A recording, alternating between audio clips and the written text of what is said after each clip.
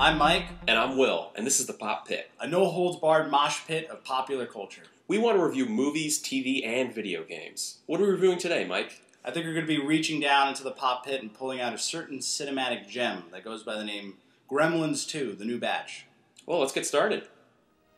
The plot to Gremlins 2 is pretty simple. Billy and Gizmo are back, and they're in New York City. The Gremlins show up, and mayhem ensues. What really separates this film from the first one is the heightened comedic tone, and the fact that the whole movie takes place in one structure, for the most part.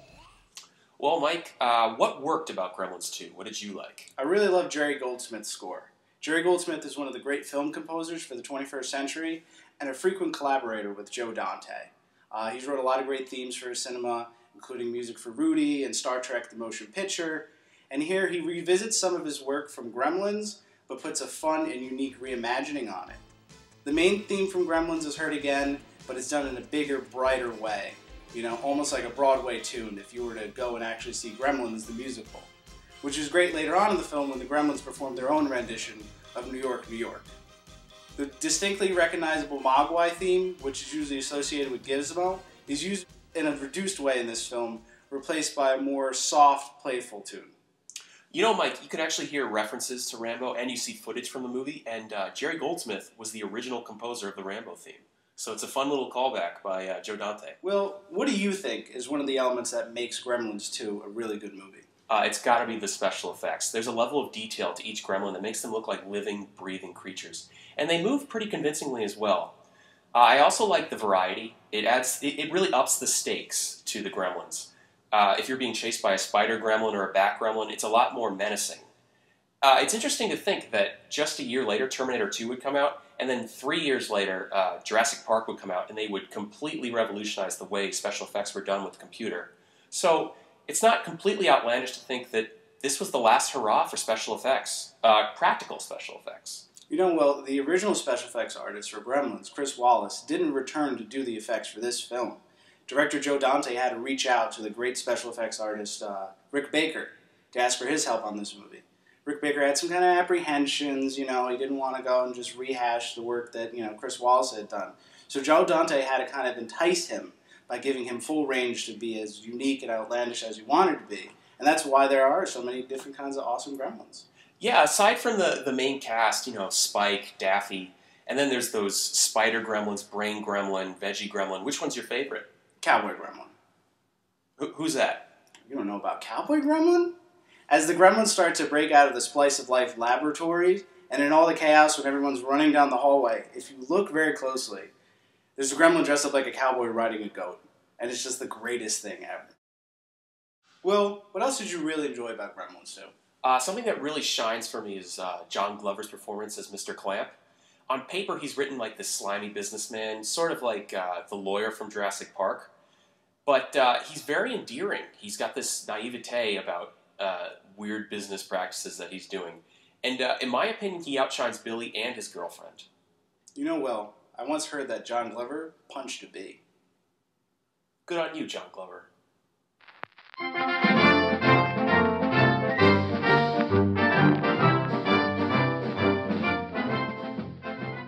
Well, Gremlins is certainly a really fun movie.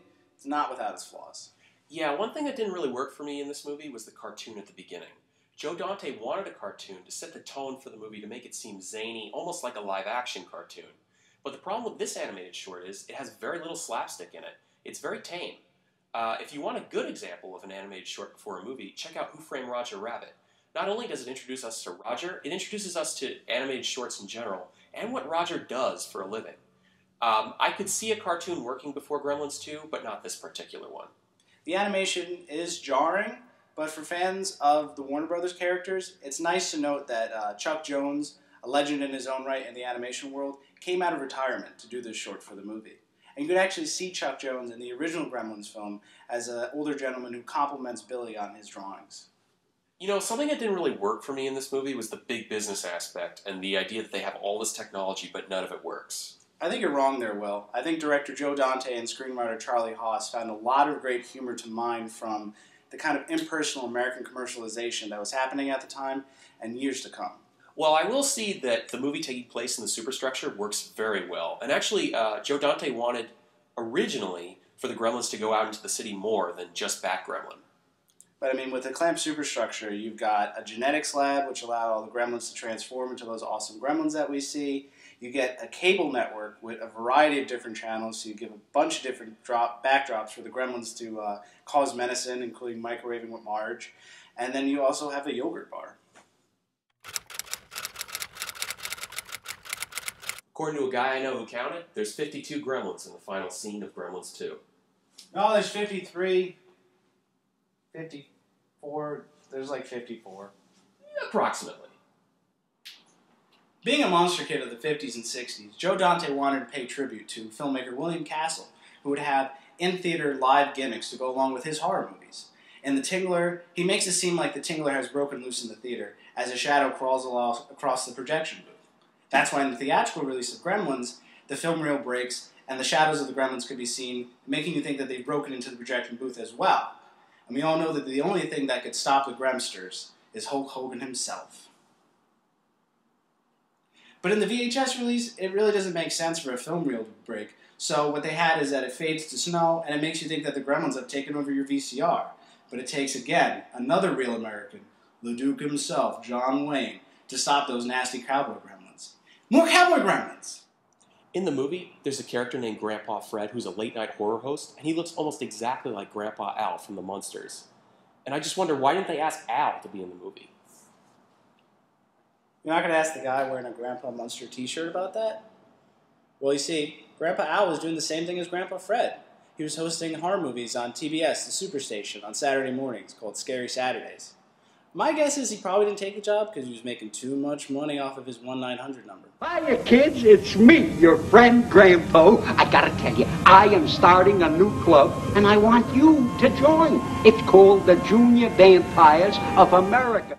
How long were you there? Don't ask. Gremlins 2 is well known for parodying itself. Actually, the scene where Leonard Maltin gives Gremlins 1 a bad review is a huge meta-joke because he actually didn't like the original Gremlins 1 and he gave it a bad review on Entertainment Tonight. It took a lot of humility for Joe Dante to bring him in on this. Well, there you have it, guys. Gremlins 2, The New Batch is a pretty fun movie, and in its own right, a pretty good successor to the original Gremlins, which is a classic in its own right. Gremlins 2 has a unique charm of its own.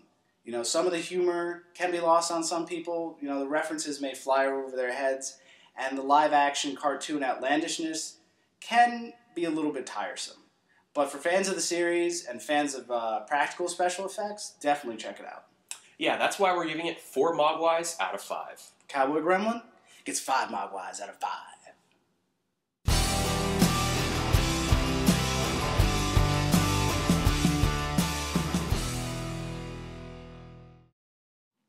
Let me tell you about the Mogwais I know. When they get wet, they tend to grow. Don't let them eat before the break of dawn. Catch them before they're gone. Brain Gremlin, he's the mastermind. Bat Gremlin, he's the first of his kind. Forrester, he's such a louse. Lady Gremlin, she's the queen of the Gremlin house, doo doo doo. Gremlin house, doo doo doo.